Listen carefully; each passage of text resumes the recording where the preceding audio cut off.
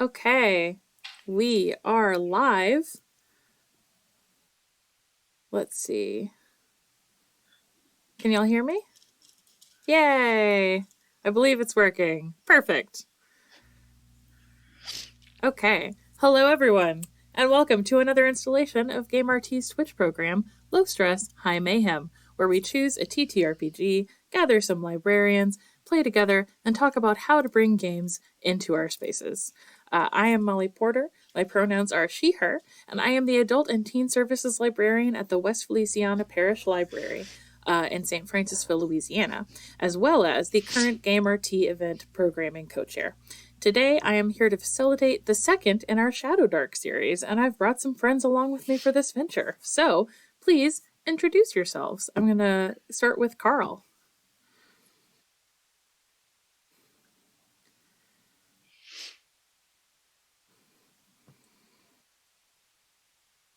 Carl, that's you. I'm sorry. What? Oh, I'm sorry. Can you introduce yourself for me? Oh yeah, I didn't hear any of what you were doing, so I'm I have sorry. I have no to mute idea. myself for the Zoom. Yeah. Perfect. Okay, so we're getting going. Yep. Great. Uh, so welcome back, everyone. We are playing Shadowdark, a new fantasy role-playing game written and published by Kelsey Dion from the Arcane Library. We're doing this to demonstrate what setting up and running an RPG across more than one session might look like and discuss challenges to overcome, not just in running a game across multiple sessions, but specifically in doing so as part of your library programming. Our final session will be in 2 weeks, and we will be leaving some time for Q&A during that session. So uh, this main purpose means that I've not asked my players to read all of the rules prior to playing this game. So far we've just sat down to collaborate in a session 0 to discuss the type of game we want to have, as well as create characters. Some rules questions came up during that session, but otherwise we're really using a learn as we play type of model of introducing a game to players. And this can slow a game down a bit. If you watched last time, you may have seen it was a little slow in parts, and we're getting around some rules things. But it also means that you can break down a common barrier to playing a role-playing game, which is there are so many rules. A lot of people get confronted with a lot of rule books and just kind of stop playing before they start playing. And Shadowdark in particular gives a lot of freedom to players to like figure things out creatively together, rather than just stopping all the time to look up what a specific rule says you have to do. So this also means that we're going to get things wrong, and that's okay. It's even part of the point of what we're doing here. You do what you do, do what makes sense to you in the moment, and you move on. So again, we're going to have time for Q&A after the final session in 2 weeks. So if you do have questions, you should just feel free to add them to the chat, and we'll kind of take note of those and build them into our Q&A at the end of the final session. Hopefully this is all also a bit entertaining as kind of a secondary goal. If you are joining us for the first time, welcome. You should come in knowing that this game would likely get something resembling a PG rating, and but because it is kind of a collaborative storytelling and responsive type game, we don't exactly know what might pop up all the time. And you should also know that for now, our only lines that we have said we will not cross are sexual assault and fingernail-related horror. One thing I'm changing from the rules that didn't really work out for us too well last time, it is something that is written into the rules of Shadowdark, is that you can kind of do just a general initiative to help manage just non-combat time to make sure everybody gets their own time. What happened for us is that that became sort of an is it my turn type of thing throughout the whole game, rather than leaving a lot of space for just voicing your thoughts and what you want to do kind of in the moment. So we're not going to do that this time. It didn't work for us. The other thing that I forgot to do last time is something called luck points, which gives the players the opportunity to re-roll any die roll that they are asked to make. So all of our players now have a single luck point each. Um, so with all of that out of the way, let's recap what happened last time and get into the game. Our adventure began with our four companions locating a cave entrance marked with the symbol of an eye on a map as partial payment for their services with a bit of a rodent problem. With the night sky approaching and visions of treasure in their minds, they made their way past the corpse of an individual who looked to have been fleeing the cave, which seemed to fit the story that they had heard about the previous adventurers who had this map. They noted significant damage to the neck area of this individual and, with caution, lit a torch to begin to delve into the cave. Hearing strange bat-like sounds as they pressed forward did not have a calming effect, and as they entered a small chamber, they learned the source of these sounds to be two large bat-like insects with long, sharp proboscises. They did battle, and while Bruga was wounded, they all began to demonstrate their ability to work together to swiftly defeat these creatures. Moving through a large metal door revealed a round entry chamber to what was clearly a purposefully built sanctum of some sort. They encountered a detailed statue of a female elf next to a fountain basin on a pedestal in the middle of the room. Clara and Bruga started examining the statue as Ulara, concerned that there might be other dangers about, kept an eye on the room. Rose noticed something in the fetid water of the fountain and used Clara's staff to pull it up and out along the edge of the basin. As it reached the top, they saw it was a hand mirror, and Rose could see in the reflection that the arm of the statue was not a statue at all, and it was indeed the arm of what looked to be the female elf herself. And with that, we will jump back into the action. And what I'll say is we kind of stopped with that kind of cliffhanger, but also in that mix, certainly, Clara, you had lent your staff and were there. And as Rose kind of pulls that mirror out, you catch your own reflection. Nothing happens there. That's, I think, important to note. Nothing happens to you, but you do catch your own reflection in that. And Rose, you see this arm outstretched that I believe you had pieced together that maybe this elf had been holding this mirror and regarding herself at some point. And now in that reflection, you see this elf is not moving. It's still frozen in the image, but it is like clearly as real as Clara's own reflection is as you catch it. What would you guys like to do? Also, if there's anything that you recall that maybe in this moment I might you may have seen it differently than I did and recounted it, Ulara, if there was something that you were doing that was alternate from what I said, let me know that as well. But here's the mirror, dripping with this nasty water, but also presenting you something maybe different from what you may have expected.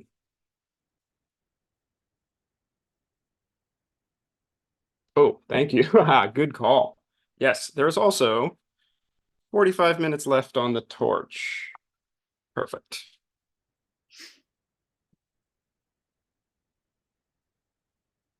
Does not look great.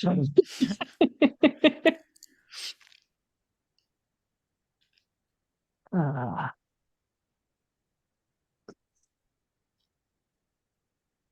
I think Rose would ask, show the mirror to everybody and say, look what I found. What do you want to do with it? It looks like it belongs to the statue.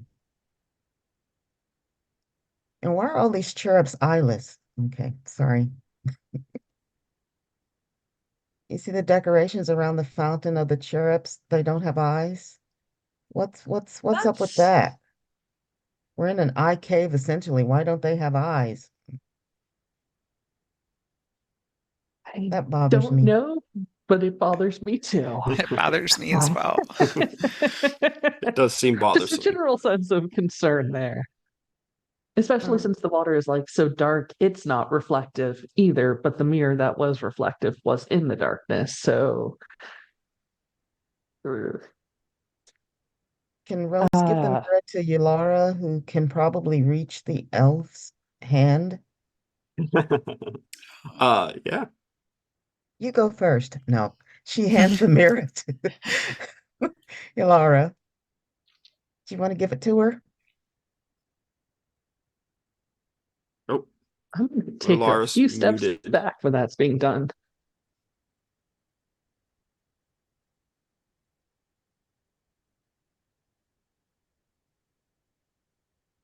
So Rose hands the mirror to Alara. As you do, like you're kind of maybe paying attention to what is reflected in this because um, it's a little odd what you're seeing, and Ulara, you also would see this happening as the mirror is being handed to you. The things reflected take this old, unused room that you find yourselves in, and everything you're seeing in there does not look old and unused. Hmm. So the elf statue looks like a figure stuck in time. The room itself is clean. You see reflected in the mirror lit sconces on the walls, and that this was at one point a used room, and this seems to be reflecting that. So, Ilara, you now have the mirror. What would you like to do? My -1 to intelligence is probably affecting my ability to tell anybody anything useful. So I'm not going to say much, just look perplexed. If there's something that you, the player, like have it as an idea, and you're wondering if Ulara would know that, like we can work that out. So if you have ideas, I wouldn't hold them back because of a player stat or of a character stat. Um, your your player stats are clearly higher. So don't let that get in the way of good ideas. And also Rose I think suggested, and correct me if I'm wrong, maybe you could put the mirror back and see if anything happened in the elves' hand. Ulara returns the mirror to the statue hand. Okay. Um, it does fit in there quite well. It looking about the room, looking at the elf herself, there's really nothing that seems to happen. If you all kind of angle around to see, like you can see her face is flush with life, but again, just unmoving. Hmm. And when we move around, can we see our reflections and do they still look normal or are they changing when? Yeah, your reflections are there. There's a little bit of, as you move, right? There's just a little bit of like a ghosted echo. But other than that, I mean, that's a little strange, but other than that, there's nothing. You A are lot of it there. is strange. That's pretty weird. I like strange things. What can I say? Uh, Clara is going to take a couple steps back and cast Detect Magic to Mm, try and see what's going on, and fingers crossed that it doesn't go okay. super terribly So first. can you describe as you're casting, because again, we kind of moved through this last time. So there's rolling involved with casting. So what are you trying to do? So I am trying to sense the presence of magic, which I'm fairly certain there is magic here. But if I can manage to hold my focus for 2 rounds, then I can figure out its more general properties to try and see Hmm. exactly is going on with the creepy mirror that is showing either the past or something else? And, And yeah, and what's your target number to successfully cast this spell? 11. Perfect. It is near, so I'm not actually that far back from people. She's just sort of Yeah. taking a step back to be like, just so y'all know, if this explodes, it's not my fault. That's a 20, so it did not explode. Oh, but it doubles the Oh, effect if you rolled nice. a natural 20. Yes. Okay, so it doubles the effect. And which on a damage spell just is obvious, that makes sense. But something like this, like what does that mean? And I think what that means in this case is it halves the time that you would need to focus Oh, the cool. spell. So you just kind of know that this is indeed a magical item. And let me check really quickly what you get from that. Um, I have a so feeling that now that I got the good die roll, we're gonna have a bad one later. so you pretty instantly to maybe a little bit your surprise, like, oh yeah, I did this good. You pretty instantly like are as you know stand back and cast a spell, hit with like information like and historical knowledge about this mirror. You even know that this mirror has been referred to as the Mirror of Sap, TSAP, um, and that the effect of this mirror is to show things in a state as they once were at some point in time in history. And so what you gather from this is you are seeing this room as you look at this room at just at a point in time in history. And it seems to be the point in time at which maybe something happened to this elf. Hmm. So the good news is the mirror's not cursed. The bad news is something turned this elf from an elf into a statue. And it's probably in this room. So, Also, awesome casting. Well rolled.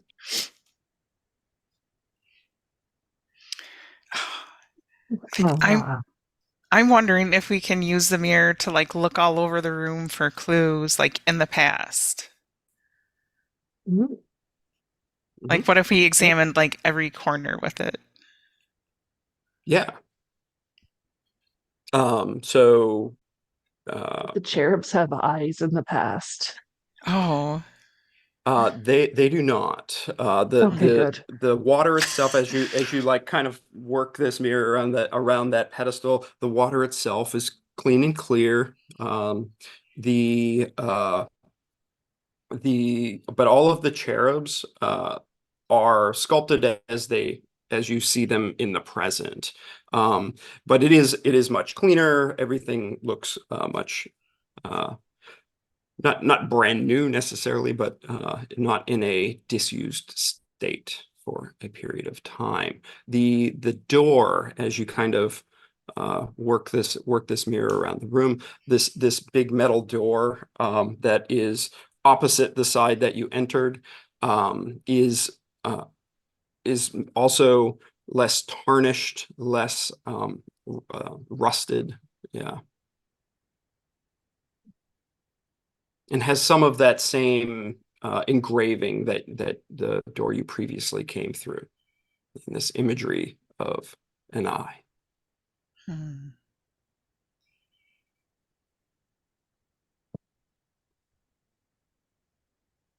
So there's a large door directly across from the one where we entered.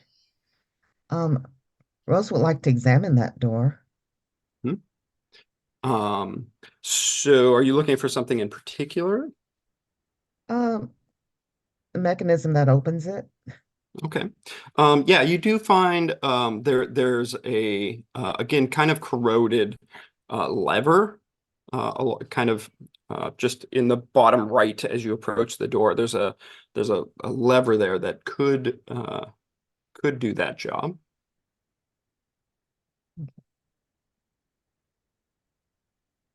Um, So if we were to take the mirror back to where the elf was, holding it up, try and see what would have been being reflected in the mirror from where she was that just her? Or was it looking behind her or anything? Ah, interesting.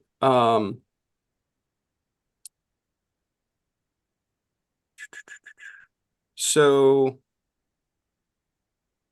what you see, yes, I like this. I like this idea.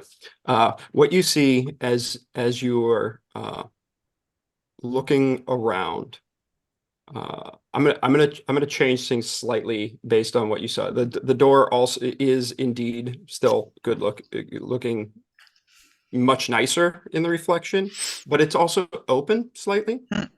And you do see it's difficult to make out, but you do see a kind of uh full-sized like human-sized figure there, kind of in the shadows, leaving the room.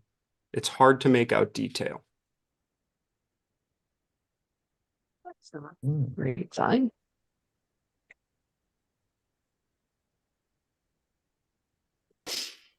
It does look like that was quite a while ago, passing on that information. Although that doesn't mean that they're not long-lived. Have we heard like any sounds coming from the other side of the door? As Bruga, as you and Rose kind of are at that door, examining and listening, you put your ear to the door, and it's pretty silent. Mhm. Yeah.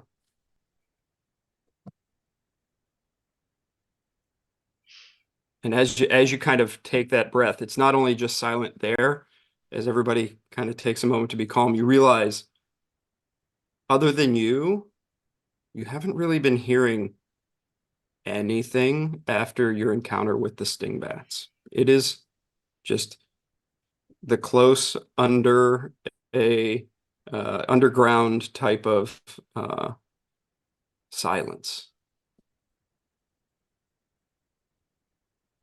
I think Brug would be like, "Oh, let's open the door. There's nothing here. Let's see what's in there." Are we through looking around in every corner, reflecting with the mirror to see what's there? And Yeah, you've given this room a pretty good okay. look at this point. And does every one of us know that in the mirror, the door's open and there's a figure standing there or going through it in the past? I did mention that, yep. Okay. Okay, so you want me to flip the lever and go? Should we go through? Huh. Okay. Can you flip the lever, slowly open the door, and then check that there's not another snake in the Yeah. doorway? I was saying, I will draw my axe and have my axe ready. Nice. I will take my staff back from whoever has it. Oh, Yes. Is And Lara holding on to the mirror, or was Rose? I believe sounds like we were taking turns looking around with the Yeah. mirror, the room, but I don't know who has it now, but I have my tools out just in case I need them to clean off the lock to open the door. um I believe Clara had it last, but it may have Okay. been Bruga. The so Rose, are you pulling on that lever? Is that the idea? Uh, sure. She'll Mhm. tell Bruga, when we looked in the mirror, you said we just see ourselves, but kind of a weird reflection, like Like an echo. like an echo. So can Bruga see her neck before it was damaged by the sting bat when she Oh, and when she looks in the mirror? No, the echo is very is faint of the present. So Okay. it's almost just like this little ghosted image that follows you as you move. Yeah. Oh, so if she looks in, she can just see herself and her wound. Hmm. Hmm. Sorry. Thought you'd like to remember how it looked before the fight. Okay. I'll try to open the door. Okay, can I get a strength check? As you pull on this lever, it seems to be seized up a little bit. Okay, let me see what my strength is. Ugh, okay. I rolled a 17, Ooh, but it'll be 16 because I have a -1 on strength. 16. This is pretty stuck. You give it a pretty good hard tug, and it's not moving for you. Okay, then I need Brugger or Yulara to try it. It's stuck. It's too tough for me. Yeah. Maybe Brugger should stand back with her weapon and Yulara should be the one to try to open the door. That sounds good. So Laura, I got a thumbs up from you if you'd like to do the same. Are you trying together, or are you um, going solo, Laura? So I have a advantage on strength checks, Yeah. and I have a +2 on strength, Yep. and the two dice rolls were 8 or 20. Oh, So 20 plus 2? Correct. Oh, so you rolled a nice. 20. Oh, yes. Just so Rose asked for some assistance from Ulara. Ulara just confidently strides up and just makes it look like it wasn't even stuck with that critical success. Um, and the door just like and just like you can visually see it shakes a bit and just kind of starts to open inward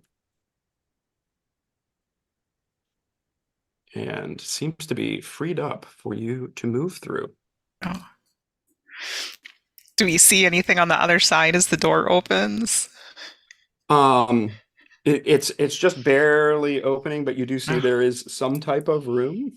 But not yet. Okay. Okay. Should we go in a specific order? Rose points out that she kind of loosened the door for Yulara.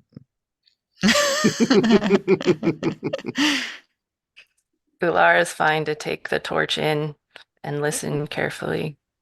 Okay, so Ulara pushes the door open, holds the torch in, and what you see is a longer uh, uh, chamber, rectangular in length, just a little further than what your torchlight seems to touch. And if you recall, a torchlight will reach out to near distance, which is around 30 feet. So it's a little longer than that, just as you're in the doorway. And immediately you see 5 other doors, Oh my gosh. two to either side of you. This room is about 15 feet wide. 2 at the far corners and 1 directly ahead.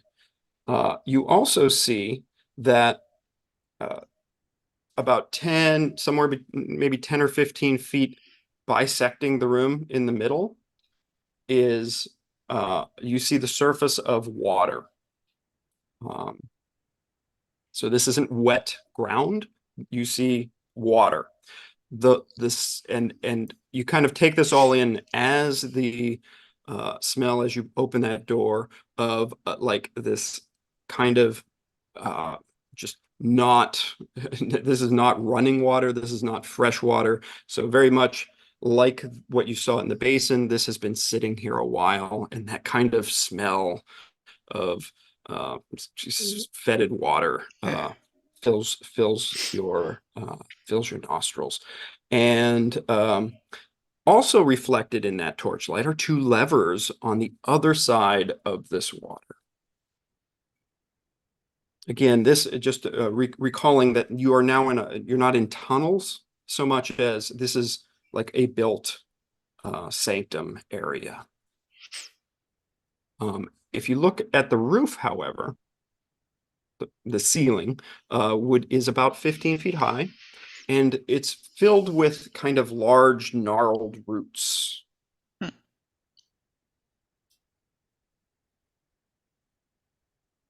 May I ask if the edge of the water is sharp, like designed, or it's just puddly? Yeah, it is a sharp design. If you would you like to walk into the room to see a little more closely? Okay, so you push into the room. You don't see any immediate danger. Nothing like jumps out at you. And you carefully make your way to the edge. Are the rest of you following? Yeah, I think Brew goes right behind her Okay. with the axe still. Okay. Following behind, sort of angling the mirror to see as she goes. Yeah. So you are seeing in the mirror a similar scene. There's nothing really extremely different, but again, the room itself looks more current in the mirror rather than having been here. So the water a little less nasty. Gross. Yeah. The start going back to Lara's question. This is like if the water were not there, it looks like it would be a pit of some type. So this is not a puddle. This is a water with depth. It seems to be. It's hard to see too deep. It's maybe a little easier to see through than some of than what that fountain water was, but still, you know there's at least some type of depth there. It's not just like a little 1-inch puddle. And that this does extend about 10 feet across. And now you can see that door on the other side. So the room itself is only about 35 feet across. What does the ceiling look like in the mirror? The ceiling is still reflects roots. This apparently was there at whatever time this mirror is reflecting. Though there are what you don't see in the mirror that you do see in real time are bits of like more strangly dangly roots hanging down. It seems like these had been trimmed at that point. Yeah.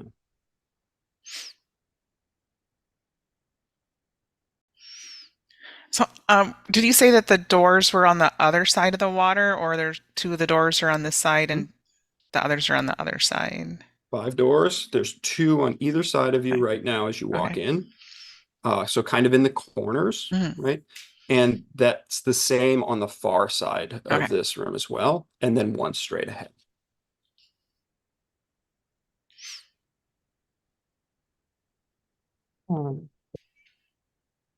And they are all metal doors, a little smaller than the one you just came through. And they are all shut. Okay. And attempted to poke my staff in the water and try and figure out how deep exactly it is. Would you like to do that? Might as well, yeah. Okay. Your staff, as far as you'd like to push it, does not touch bottom. Ooh. That's not great. Pull it out, shake it off. The water does not hurt you in any way. Oh no, it's more just to get the water off the staff. Yeah, it's probably that's not great to and have let a it wet soak staff. with yeah. Yeah, I don't want to try and swim that. The levers on the other side. They look similar, maybe slightly larger to the lever system that you just used or Lara just used to open that door. But you are about 15 feet away from them at this point, so it's hard to see closely. They don't appear to be marked or ornate or anything of that nature. Okay, do you want to examine those or you want me to look at the doors? Someone needs to follow me with the light. Well, also the pit's very deep with the water between us and the levers, so we might want to check the doors out closer, Can we unless go around the you feel pit? like swimming. Oh no, I don't want to swim. Yeah, not in this water. It's really gross looking. I don't like water. I'm not going in that. Well, I can examine the two doors on either side of us nearest on this side of the water. Your examination and kind of background working with this sort of thing doesn't reveal an immediate way that you might be able to open them. They do not appear to be doors that are hinged or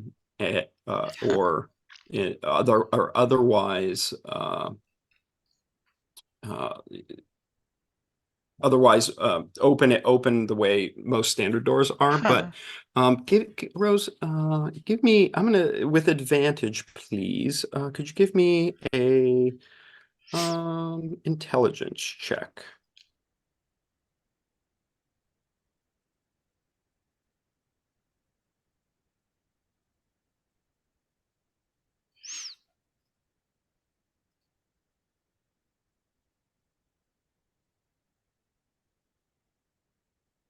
Oh, you're muted. Rose, you're muted.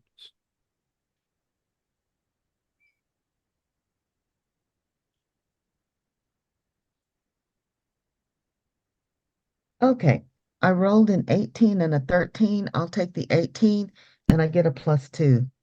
Oh, amazing.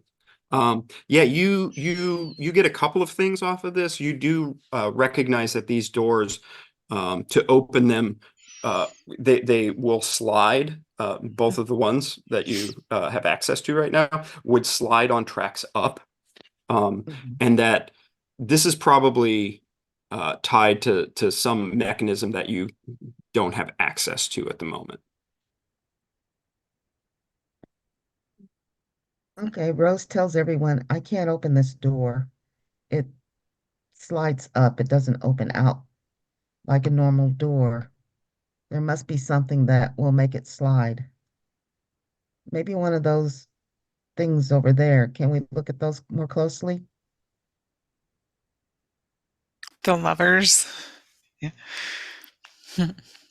Yeah, what's this button for? So to mess around with those, you'll have to find a way across the water. Oh, the water goes all the way across and It dissects the does. room. Yeah. The roots. Mhm. Do any of them look sturdy enough that if we like tried to get a rope through, that it could be used to like try and sling across? Yeah.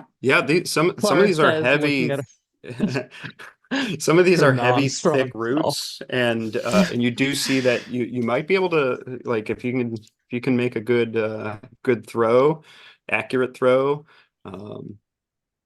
or figure something out. Yeah. Yeah. If you put like an iron spike on a rope to kind of anchor it down and throw it through a root and then I have a fasten it. I don't know. grappling hook. Grappling. might be smarter. That would, yes, that would. That sounds Probably not buy ideally grappling suited. Yeah. So Ilara pulls out a grappling hook and like, how about this? Yeah. So yeah, that looks like something that could be viable. Lara tries to throw the grappling hook to set a rope to Mhm. bypass the water. Yeah. So you look up in the roots and you find an area that looks like you could get that hook into. Um, uh, give me give me a dexterity check because you clearly have the strength to get this up there. That's not even in question. The question is, can you get purchase on it? So, yeah. Can Rose help her, giving her an advantage with some hints because she's really good at grappling and ropes and climbing, for her research. For her research. Yeah. That getting over those walls research. Yeah, sure. Rose, you as Ular's getting the hook set, you kind of look at the roots and find a space to be able to do that. And I'll borrow a mechanism and say that, Ulara, you have advantage on this dexterity check.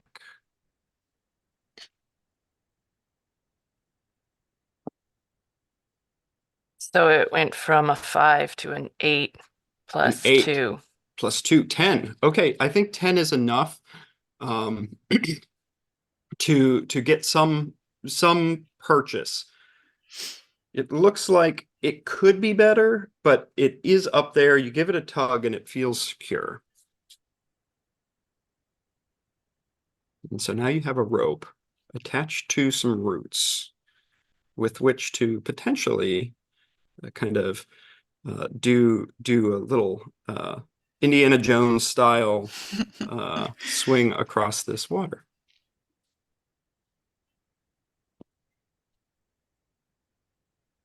So I swing across. No problem. You make it across, you're on the other side. And send the rope back. Who's catching it? I'll catch it. Okay. You have it. I'm not going to make you roll for that. Who's next? I think the lightest person should go across next. Bruga? What about the little halfling? Okay. I'm going to need some room. So she backs up, holding the rope, and runs and tries to swing across and hopes she doesn't end up, in the middle. Okay. Can you give me a dexterity check, please? Sure. 13. I have an advantage. So 16. Nice. Yes, you catch yourself, though the hook on this second swing does fall out, but you still have the rope, so you haven't lost the whole situation. Though two of you are on the side with the levers, Ulara and Rose. Two of you are on the other side. Ulara, Rose, you do still have that grappling hook. It fell out after the second person. Just for anyone watching, and information for you, how I handled that, because the 10 was enough to get it hooked up. I did roll a d4 to see how many people before it fell off, because 10 wasn't enough to keep it there for very long. Just peek So behind my Rose- curtain a little. So Rose lands on the other side gracefully in a pile of rope. And there's just the two of us on this side and two on the other side. Wow. Yeah. I wasn't sure if I was able to throw the grappling hook and pass with the torch that I was holding, or did that need to be described before? It's a good question. I think with your strength, not a problem. So you have the torch on the lever side. Okay. Do we want to try to get the others with us, or do we want to look at the levers before that? Do we want to trigger anything while we're kind of separated by a body of icky water? Well, So if the doors are on this side, it does kind of make sense to have someone on that side to get through There are the also door. doors on that side, though. Yeah. mhm. And you could kind of split this up and just for time's sake, like Ulara could be working on reattaching that while you're examining the levers, Rose. That's what I'll do. I'll examine the levers while Ilara tries to throw the grappled rope again and get a good setting so that the others can join us if they need to. Perfect. So Ilara, if you're working on that, we'll roll a d20 for me and just tell me where that ends up. It's a 16. Okay. Strength and dexterity would both be a +2. Okay. Yeah, so in short order, you're going to be able to get this like with good purchase, so that should the others want to join you, you'll be able to do so. You feel much more confident this time in how that hook is stuck up in there. Rose, there's nothing differentiating these two levers. We'll call one of them lever A. We'll call one of them lever B.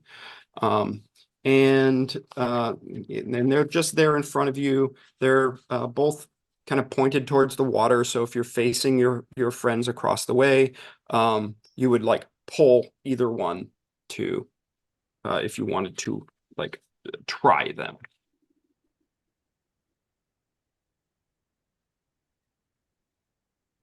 Okay, do you want me to try them, guys? I'll try lever A and see if Okay. I can move it. Lever A seems to move freely. And as you pull it, you all hear the deep sounds of mechanisms working through this place. Almost, not quite, but almost to the point where you can feel it in the stonework. As 5 doors All 5 of them begin to slide up and open, and one door swings shut. Is that the door we came through? The door you came through. And they all open. They are all like darkened behind in this space where you have a single torch lit that is on the other side. However, from none of them, after a tense moment of does anything emerge.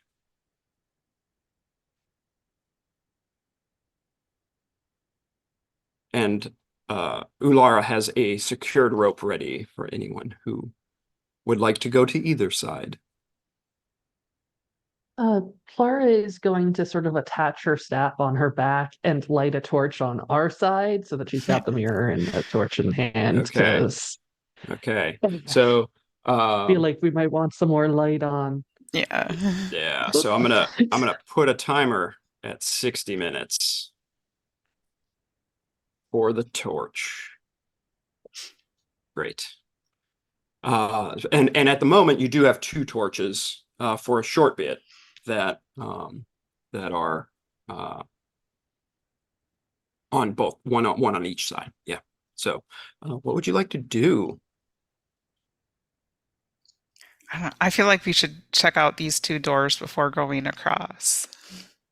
Yeah, sort of pulls the torch towards one of the door on the right and also sort of angle the mirror to see.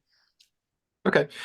So I will, when you say the door on the right, would that be as you had first entered the room? Is that what you mean? Yes. I don't want to get too hung up on this. And so as we're doing it and as you find things in these rooms, a good way to do it, because we are doing everything theater of the mind, is to maybe just take note of the most memorable thing in the room. So we had like the fountain or statue room, right?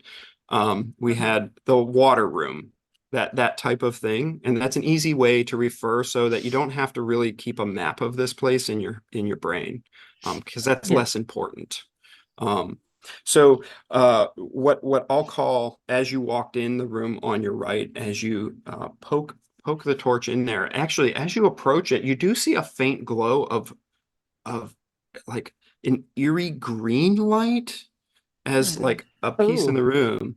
And that might slow you down a bit, but you cautiously uh, poke this torch into that room, and you see just about a 5 foot long hall before a room opens up a little bit. And in the middle of that room is a fairly large, it looks like, cylinder coming up out of the floor. And you see that is where this kind of spooky, eerie green glow is emerging from, which is like the focus of like, what is that? But as you take a beat, you also see that there are chains hanging down above this that's not cylinder. good. The ceiling in this room is much higher. These chains, as you look up, yeah, well, you can't really see because there you are just kind of poking in this room, but there's this cylinder with this green glow and some chains hanging above it as kind of the at a glance what you see poking the torch into this room. Yeah, I'm gonna go back and let the other people know that because that is a creepy room and I don't want to go in there by myself. All right, you all are thus informed of the creepy room that Clara does not want to go into by herself. Oh, eerie, creepy green light chain Yeah, seems like a thing that, yeah, yeah. especially since doors seem to shut on their own. I feel like you have the correct vibe of that room. How tall is the cylinder? Like, would it be tall enough for the dwarf to look inside, or is it So it taller? probably would be about at eye level for the Okay. dwarf. So I don't know if you have a height listed I for didn't yourself, but think. I assume she's like around 4.5 feet tall. okay, yeah. So that you could maybe barely, because this is about a 3.5 foot height situation. Yeah. Um, but again, that's kind of estimating, Yeah. looking maybe 20 feet into a room, uh, 15, 20 feet into a room. Um, uh, Rose, Ulara, what would you like to do on your side as your torch fizzles out? I have another torch to light. Okay, we'll just keep that one on this timer. So, and we'll say that, um, Yes. toss that to the side. And do remember to take them out of your inventory as well, because that, A, you don't have them available anymore, but B, that's space for other things. So you have light. So shall we look at one of the doors on our side or look in? Should we tie the rope so it doesn't just dangle where we can't reach it? Maybe to one of the levers and then go check out one of the doors. Good idea. A great idea. That is exactly the kind of thing that I like to play with. So without issue, tied off, uh, and not partway through where one might have to jump to try to get to it. Take the door to the right. Sure. Okay, we'll say the same side, as the room that your companions just examined, and similarly, kind of just poking the torch through. What you see in this room is a room that has some old uh, old shelving about, though it seems fairly cleared out. Maybe uh, a couple of moldy books. It's hard to tell at this distance. However, you do see at the far end. I'm sorry.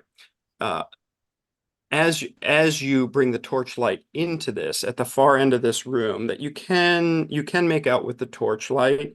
Again, the same type of setup I described for the other room in terms of about a 5-foot little hall that then opens up into a slightly larger room. As you poke in, you could see it's maybe 15 feet wide, and including this little hallway about 25 feet deep. So your torchlight, as you bring it in, does indeed reach that far. And you see at the far end, as you bring the torchlight in, as you bring the torchlight in, you hear a doosh. And you see at the far end, you see another statue. Again, this is kind of poked in at a glance, and you see a fairly large chest on like far wall of the room, just centered there. And this statue is next to that chest, looking down at it, but it seems to have something on its face.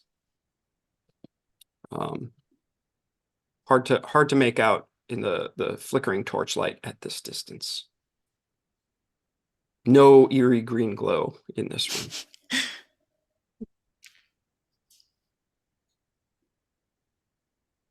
Take another step in with better light. Yeah, you see more of the shelving on either sides here. And do confirm it doesn't, again, just without close examination, the books you're seeing here seem old and decayed, maybe chewed on by rodents and whatnot. It is a sad state for a group of 5 librarians who sit here playing this game. Yeah, you do see that the on this statue, what's on this face, it seems to be like a blindfold that is tied on to this statue, looking down at this chest.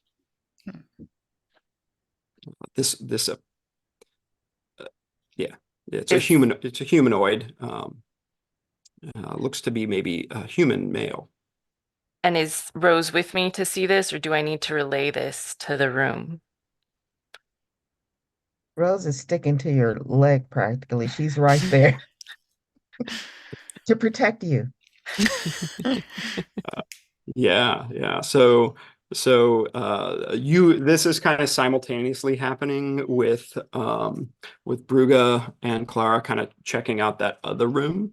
And so you're probably about at the same point in time as we don't want anything to do with this room on the one side of the water, and on the other side of the water, you're like, oh, this is interesting. So moving back across the pond, Clara and Bruga, what would you like to do? Maybe we should check out the other room. Might as well, the rope's on the other side. Same type of deal, kind of. Oh yeah, tentative. Okay, just tentatively poking a torch in here. You do so, and you see in this room nothing that feels better than the previous room you looked in. In this room, you see a table laid out with it looks like, again, rodent chewed at this point, but still the remnants of leather strapping on this long table. You see other tables with instruments on them, various rusted blades and so on. You also see shelves with looks like glass vials, bottles of different sorts. I hate to ask this, and Clara is very tentatively turning to look over her shoulder with the mirror pointing behind to see what she could see. Okay. No one is on the table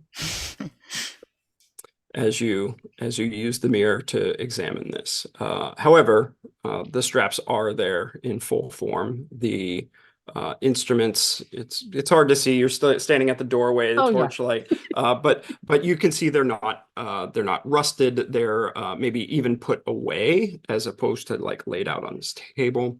The shelves have more of these vials and bottles, stoppered and so on. And yeah, it just looks like a room more ready to be used. Also, using the mirror in this room, what you do see is a figure at the far end of the room that looks to be pushing through the wall at the far end. Towards us or away from us? Away from you. It's just, again, frozen in time. Almost looks like it's just moving through the wall. That's delightful. Describe all of that to Bruga and try and shout out Everyone's to you got guys. it. Hey, I don't Yeah. know what you're finding, but we're finding very concerning surgical stuff and a person who could apparently move through walls at some point. I think Fruga would be curious to look like at some of the vials on the shelves, especially considering like her herbalist background. Maybe like examining them to see like what's in them, if there's anything useful in them, Sure. and like morbid curiosity. Sure. I'll follow with the torch for you. Okay, so you press into this room. Okay, I am very close behind Bruga. This makes sense. I'm gonna pause there for a second and move back to the other side of the pond, as you prepare to see more about this disturbing room. Ulara, Rose, what would you like to do on what seems to be the better side? Rose, would you like to advance to do research of that chest? Sure, why don't you go with me? So you press into this room, and you examine the chest. What are you looking for with the chest, or what are you trying, Rose? Does it have a clasp or a lock or something like that? It does not appear to. No, you look all around. Everything looks just it doesn't look like it's a locked chest. You don't see anything indicating that, but could you give me an intelligence check, please? Ooh, 20. Oh, natural 20? I know stuff. Perfect. You have done your share of reading about various methods to obtain research materials. And in so doing, you realize that you know that not all locks are visible locks, that there may be something else in play here. And you also, with that roll, so good, in a room and chambers that are quite apparently disused, you notice that a layer of dust, specifically, this is very hard to see, but specifically around where the chest would come together and close or open, is very recently disturbed. Oh.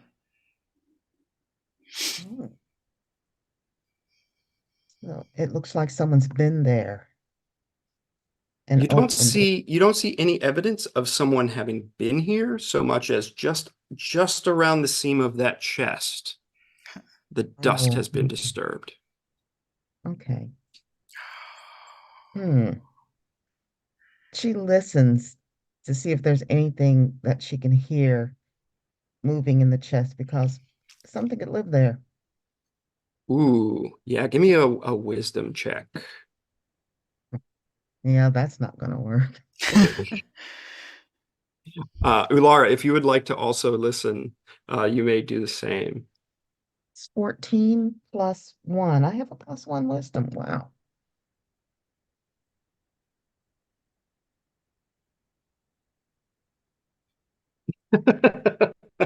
Five. I'm getting a no from Ulara. You listen, and you're just not sure, like if your ear is playing tricks or if you hear something. It's very unclear. And if there is something, it is subtle. If there isn't, it could be a coin flip either way. Okay. And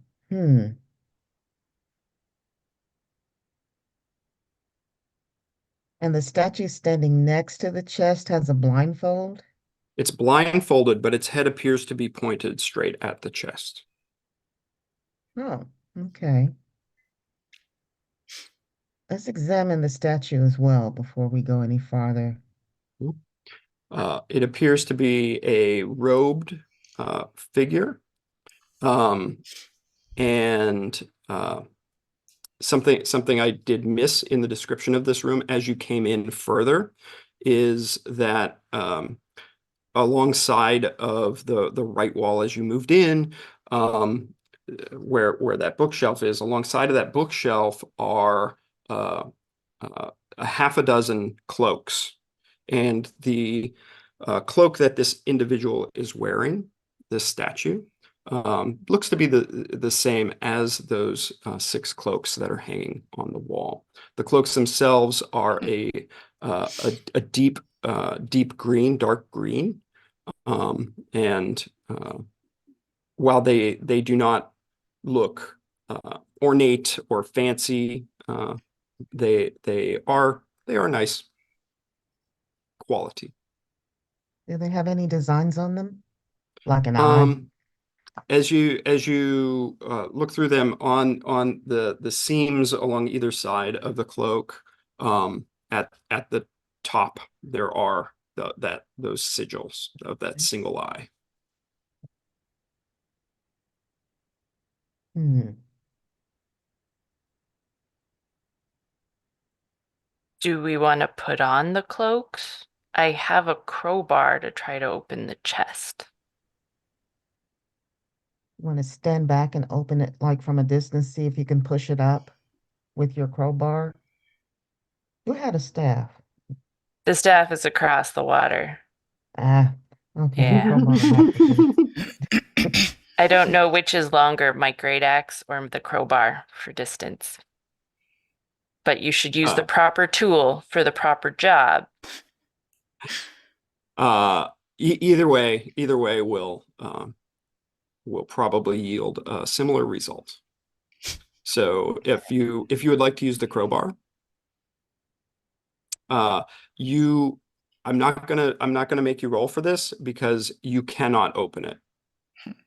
And as you try with all of your strength to do it, Rose, you do kind of thinking there are other ways to lock a chest from your good roll earlier, your good insight into this type of thing. You realize like there could be arcane means by which this chest is locked. Moving back across, as you press into the room, Bruga, you would like to examine some of these vials. Yeah. You look, most of them are stoppered. A couple of them are broken.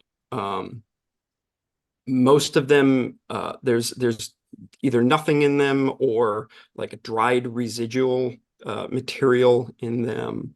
Although you do, as you look around, give me a wisdom, check to kind of look around here, and let's see what's there based on 16. roll 16. you're kind of back behind this cluster of what otherwise looks like unusable, not unusable, but empty bottles.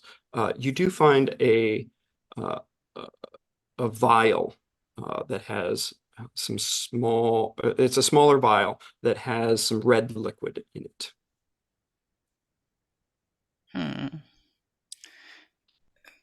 It doesn't look familiar to me, or Not necessarily. okay. It has a stopper in it. Is it like sealed up, or is it just, I could pluck the stopper out and without breaking anything? You could remove the stopper. It's just cork. Yeah. Okay. It's not wax sealed. I might just like remove the stopper and like kind of swirl it around a little bit and like smell it, see what it smells, see if it smells like bad. It does not. It does not smell Okay. bad. There's a slightly herbal aroma to it, but it's not off-putting. Okay. I'll stopper it again. I'm gonna put it in my pack. Okay, very good. That doesn't take up space. So, Okay. but mark that you have small red vial.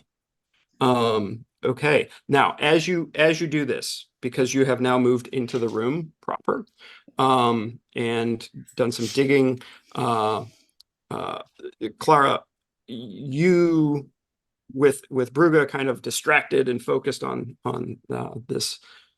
these maybe alchemy situation, you take a little more of a look at the room, and you press in and you see not great, in keeping with the theme of the room, imagery along the walls that has been carved in. And as you study it, you see kind of a sequence laid out, right, of an individual who is surrounded by other hooded individuals, and the sequence moves and kind of seems to tell a story, right, of this individual who is then put on a table, and then apparently has their eyes sewn shut, and then a third eye emerges in their forehead. Cool. Oh. Well, that definitely seems indicative of the creepy eyeless but eyes cult. Are you doing anything with the mirror? I am looking around with it, yeah, because I would like you to tell me where you're looking. probably trying to keep an eye on the wall that the person had been pushing through more than the rest, Okay. And then just like occasionally glancing at. Well, let's start with that wall.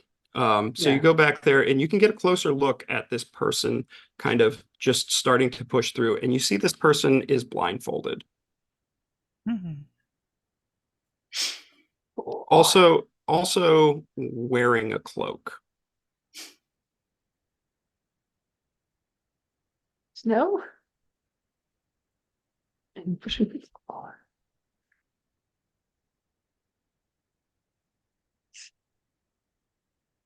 I guess I struggle with the dramatic awareness of how much they know we have a cloaked person with a blindfold, and we know they're looking for someone with a blindfold. 0, right? So right at the moment, each pair has 0 knowledge of what's going on with the other pair. I think that first room that Clara had pushed into, she did describe, I think, to the room. Yeah, but then everyone left in. Yeah, now everyone's different. So there's not really knowledge. You guys are still kind of playing in your room, Ilara. And this other situation is unfolding separately. So that's a great question. It is a difficult thing for a lot of people to separate that knowledge. And in truth and fairness and fun, like, there's narrative ways to kind of like find yourselves getting back together to share knowledge and that sort of thing. Excellent question. So Clara, what would you like to do with this? Ruga, would you hold this torch for a second? And then she shuts her eyes and tries to stick her hand out to the wall to see if it's solid if you're not looking. I'll take the torch and just be like standing there like, what are you doing? Weird, creepy, blindfolded, robed guy walking through the wall who might have had Which his is eyes not there. shut. Like, to be clear, that is not there. It's just in this mirror. I'm just checking. So best case scenario, the wall is solid. Worst case scenario, it's not. Well, if that is Clara's take, as you go to push and there's a wall, it's worst case scenario. Oh no! You push through, though nothing happens other than Bruga. What are you looking at, Bruga? So I'm holding the torch. I think I'm watching Clara because I'm just like, what is she doing? And I think I'm definitely keeping an eye on her now. Okay. Yeah, your arm goes through and you see this, Bruga. I think I'm gonna yell like, Clara, like your arm. Keeping the eyes closed because I am not opening them while my arm is to pull it back and take a step back. And you're like, okay, am I out of the wall? Is she out of the wall? Oh yeah, you're out. Okay, cool. What did it feel that's like? That's creepy. What did it? It felt like nothing. It just felt the same as if you just did this right now. That is a thing. I don't really want to try that and then find out erroneously that I opened my eyes at the wrong time when I'm still partway through a wall. Does the wall feel solid if you touch it with your eyes open? Because I didn't do that yet. It does. Yeah. Okay, as you chew on that, let's go back to Alara and Rose, who are unable to physically open this chest, have found some robes, have this statue situation in front of them.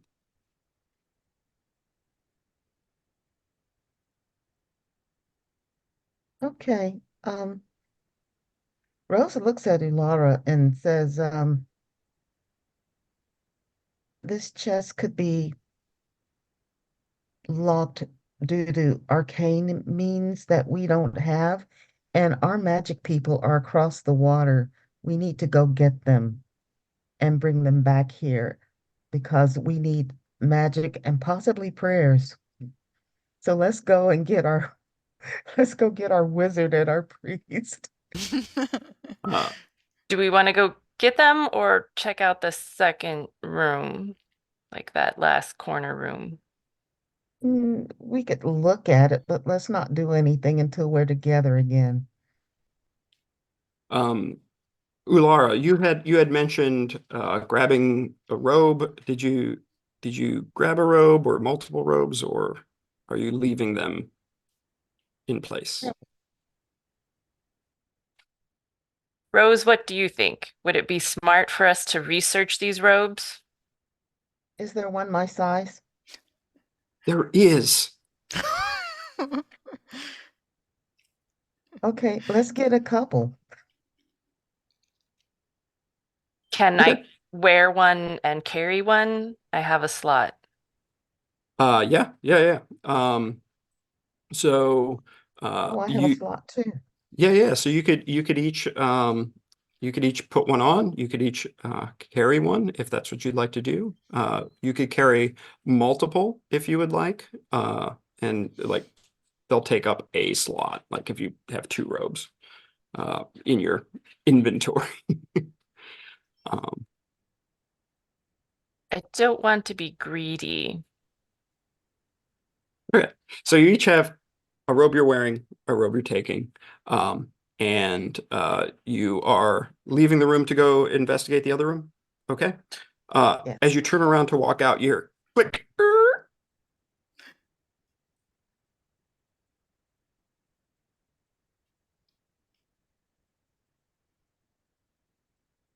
What did we trip? What happened? Nope, you just hear a sound behind you. Okay. Rose looks back at the chest and the statue. What's happening? As you turn around, you see the chest snap shut.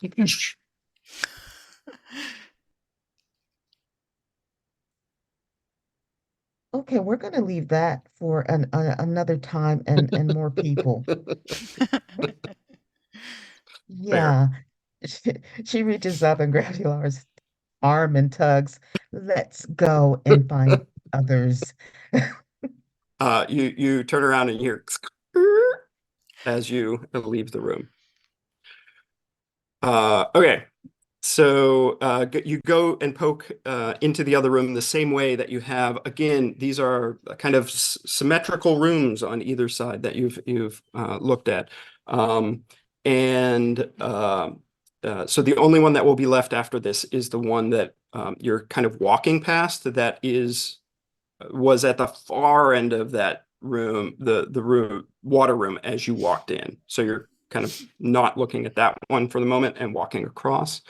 And you shine the torch in this room, and what you see looks to be an altar towards the far end of that room. And there on the altar is some piece of fabric that's laid on top, and on top of that, a silver platter, an ornate silver-looking platter, with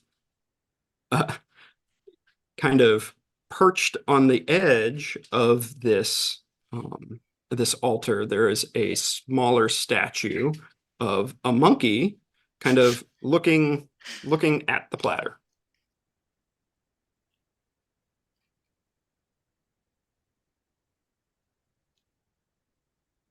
Okay, we need to go close and examine the platter because a silver platter that could be of some historical significance. Indeed, indeed. Yeah, you walk in, and as you get a little closer, this monkey statue, looking at the platter, it looks like it's looking just above the platter, right? Not quite right at it. The platter itself looks valuable. It has some carvings around the edge, just a little bit of like a gold filigree type pattern around the outside circumference. Hmm. Does the monkey have eyes? It does. Oh, so it's not like see no evil. Okay. Hmm. She looks to where the monkey appears to be looking. Yeah, it's that kind of middle distance thing that cats will do, like, right? So it doesn't, like, you track it, you follow it. It does it. If it's looking at something, you don't see it.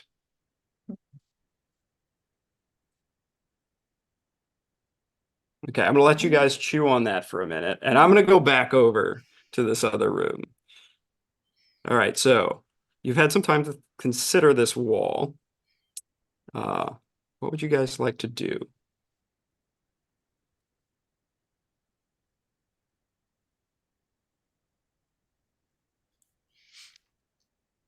I don't know. I think Burger might be kind of freaked out and ready to join the others. Yeah, I think we need to all be together before we start pushing through creepy walls or Yeah. investigating the other room with the glowing light and the chains.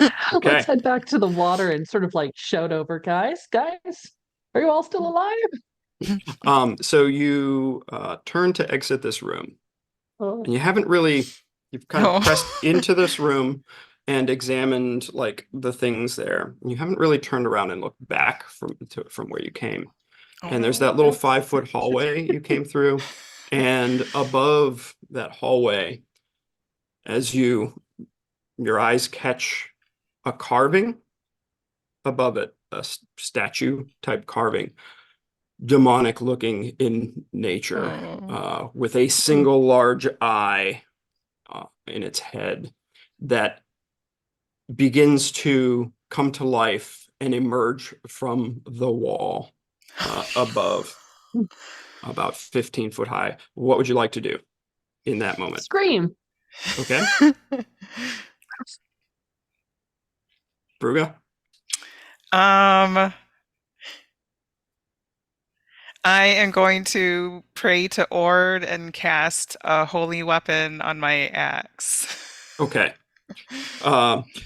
Anything in addition to scream? I was mostly hoping to let the other people know there's a problem by screaming. They know. They know. I would like to not pray to Ord, but to call upon the lost and put magic armor on myself. Okay. That's So go ahead and make those rolls. Oh no. I want to use my luck point. Okay. Because I rolled a 2. Okay, that seems reasonable.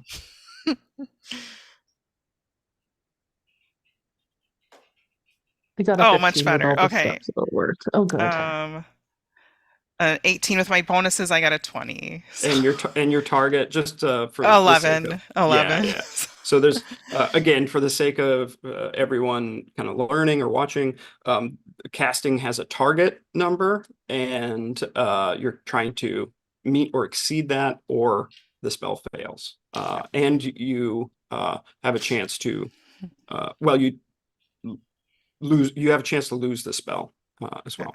So so you guys both, you kind of scream and instinctually cast to prepare yourselves for what is happening in front of you. And Ulara, Rose, you hear this scream as you just are kind of looking at this platter. In that scream moment, what would you guys like to do? Rose, startled by the scream, says, "I didn't touch it."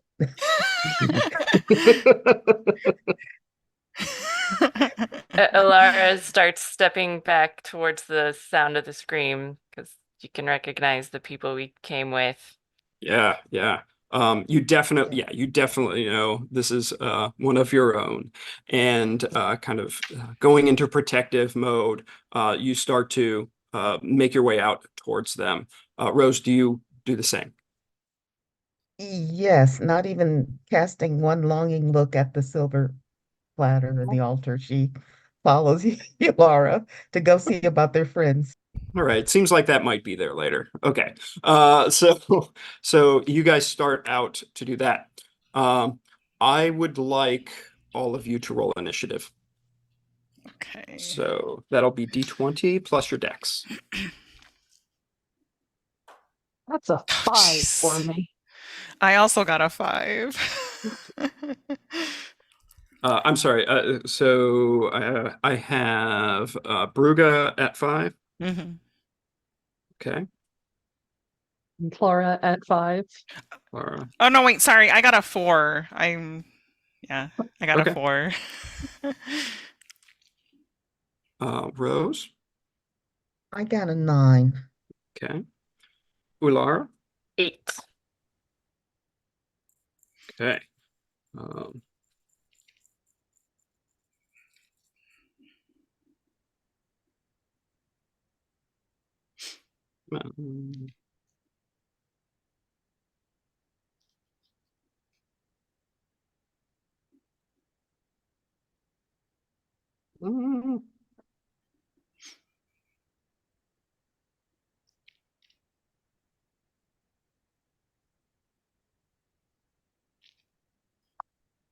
Oh no.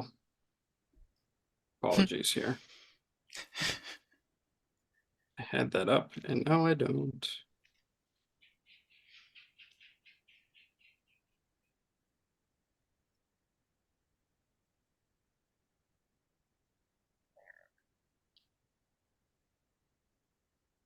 Ah.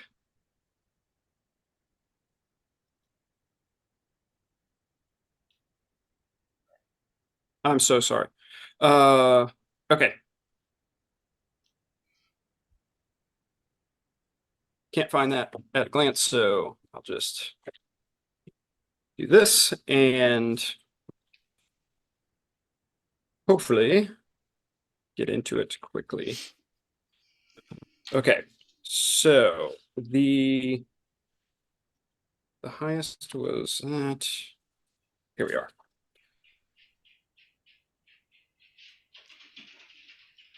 Okay, so this creature will act first. And again, it's emerging.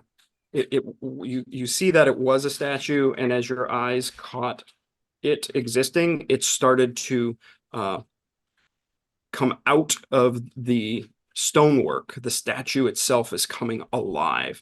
It is demonic in nature. It's crunched down, kind of gargoyle-like at the moment, but you see that there's these leathery wings being pulled out of the stone.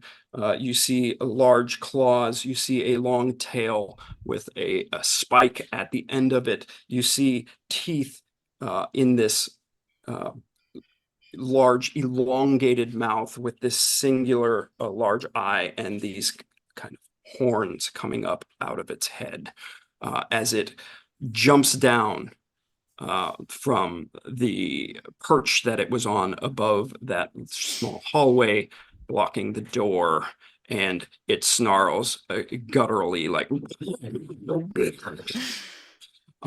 and begins to pace towards you.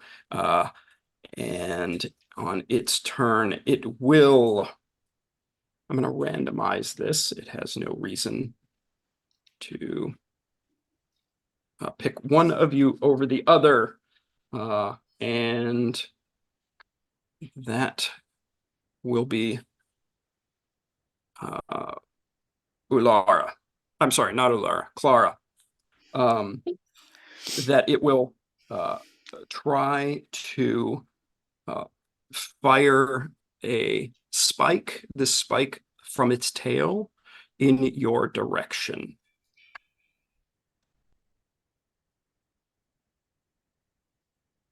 Okay, so that is going to be a not natural, but 20 to hit. Oh, jeez. Oh, that absolutely. That mage armor's not that good. No. That was natural 19 is what that was. And so this spike comes flying at you and connects with your shoulder, doing 3 points of damage. Ouch. But down to a mighty 2. Oh.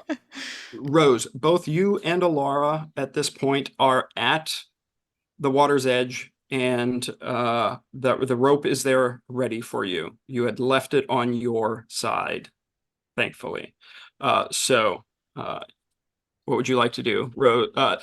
Again, I do want to remind you all that if you guys want to get squishy with where you act in initiative, I'm totally okay with you, like, hey, I'd like to delay my turn, and so on and so forth, because I'd like my companion to go first, if you want to try to combo things. And both you and Alara are acting next. So you're together with this rope. I think we should swing across. And the hook was much more secure this time. You are very confident in that, yes. Would you like to go first, Rose, or would you like me to go first? I think our strongest person should go first and I'll follow. Are you strong enough that we could both swing across? Of I course, could then we try might land that. in the water. I don't Uh, know. you absolutely could try that. So I'll say Olara, you've just decided you're acting first. So you scoop up Rose and go to swing across. Now, because this is a little more challenging heat of battle, I will ask for a strength check, which you do get an advantage.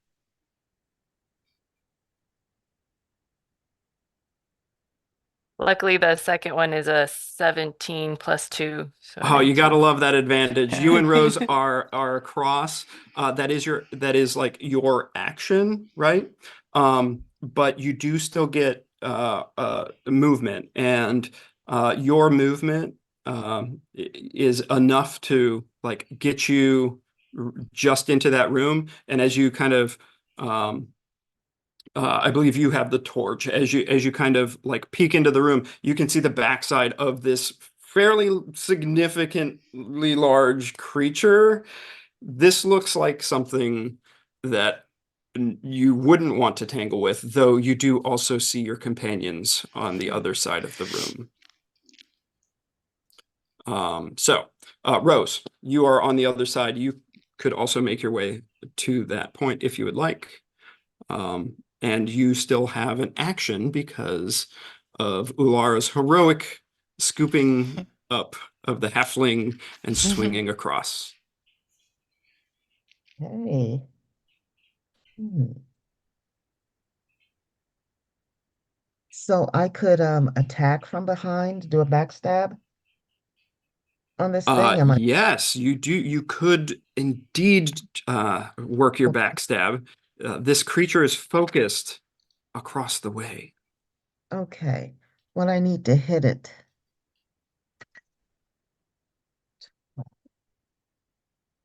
Plus 3. 15. Does 15 hit? 15 does hit. Yes. So do your backstab damage. Oh, man. I got a +1 of damage against it. So a Mhm. total of 4. 4 points of damage. All right. The creature is aware of you now. As you plunge your, was it your short sword or a dagger? Yes, my With dagger. your dagger. As you plunge your dagger into its back, it howls.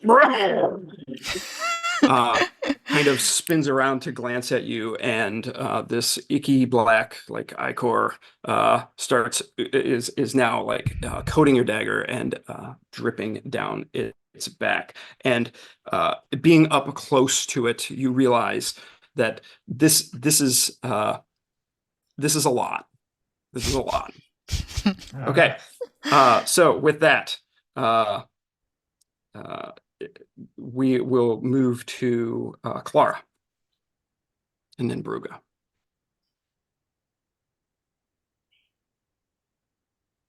Considering running away would involve hoping that the wall goes away. I'm going to try and shoot a magic missile at it, Okay.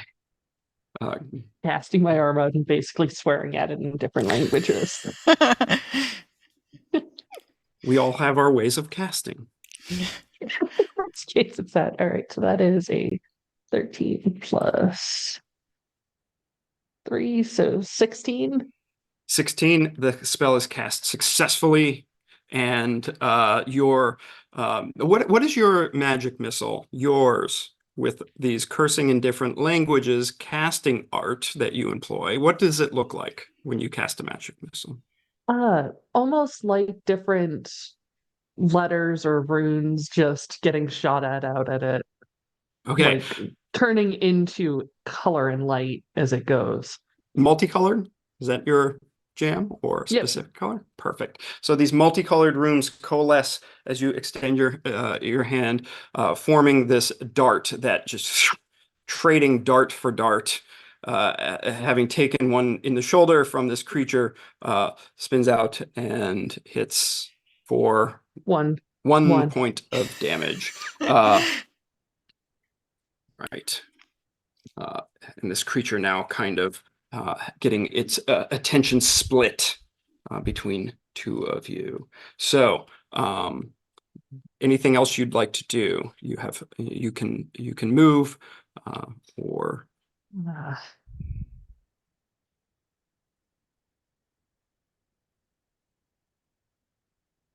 Nope. Unless there's a way to like move somewhat behind a table to try and have a bit of cover, then staying there. you could try to duck under a table. There's the largest like table in the middle, that's in front of you and kind of between you and this creature. There's also a table that has these instruments on it, smaller. The torture table.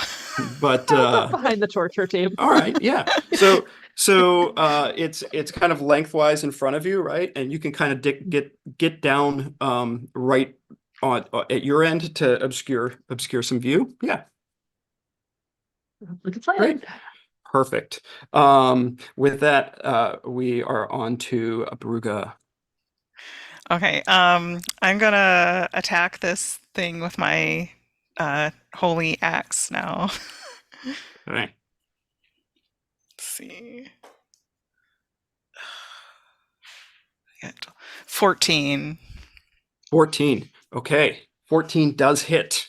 So you like leaping over onto this table to get to it, Oh. or are you Yeah, it is like going coming up? out of the ceiling, isn't it? Yeah, I would say I like jump up on the table.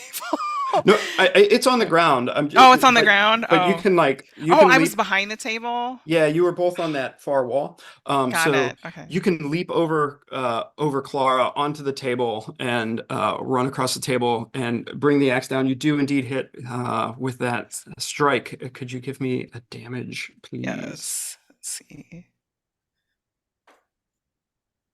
Oh, with my bonuses, it's 8. Wow. And is it an axe or is it a It's an axe, but I got okay, like cool. +1 from the spell and then like Yeah. +1 for strength. Awesome. Or I'm sorry, no, it's a mace. I'm Okay. like, I keep saying, I'm thinking axe in my head, but it's actually a mace. Okay. Yeah, no. Even better, because this is just gonna do a significant crush to the same shoulder. You spot where that point of damage happened, where that dart that Clara released was, and you bring this kind of crushing tool down onto that same shoulder for a good amount of damage. It like crushes this shoulder down in. And again, kind of howling, not loving the situation it's in. It wheels around to strike at you. It's not looking great at the moment, especially with that big blow, and it did not like that. So it is going to lash out at you with its claws. Oh, okay. And that is a 17 to hit. That will hit. Okay. And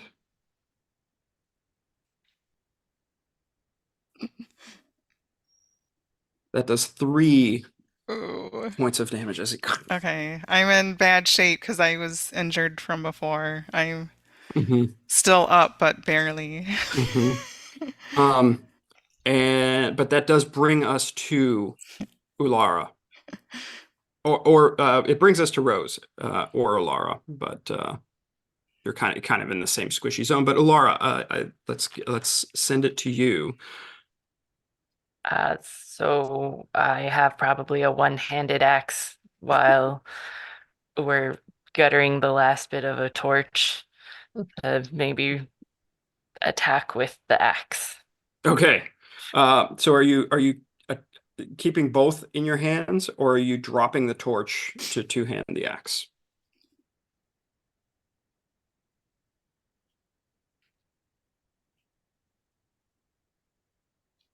Let's drop the torch and use Okay. both hands on the axe. Okay. Nice. Give me that attack roll.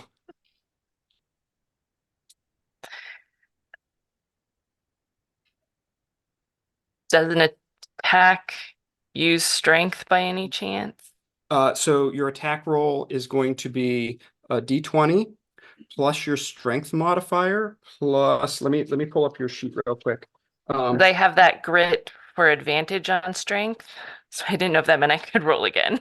No, so that's a little different. So there's not Okay. advantage, but you do have your +2 to strength. You also have +1 to your attack because of your ancestry, and you have +1 for the great axe attack. So that makes it 15. 15 is enough.